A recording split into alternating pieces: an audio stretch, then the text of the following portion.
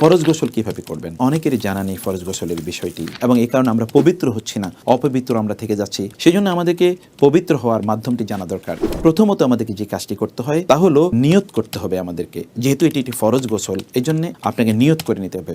অতঃপর আপনি বিসমিল্লাহ বলে আপনার দুহাত কবজি পর্যন্ত আপনি ধুয়ে নেবেন। আপনি কোনো বালতির মধ্যে হাত চোবাবেন না, বরং আপনি এমনিতে আলাদা কোনো পানি নিয়ে আপনার দুহাত কবজি পর্যন্ত ধুয়ে নেবেন।